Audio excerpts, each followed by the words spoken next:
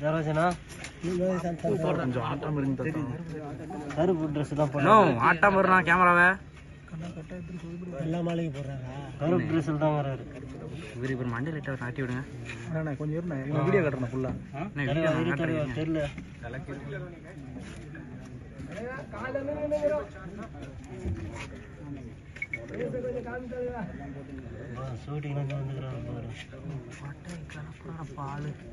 மாலை அணிவித்து அஞ்சலி செலுத்துகிறார். கருப்பு சட்டை அணிந்து ஸ்டிக்கர் போட்டு பிரேக்கிங் போட்டு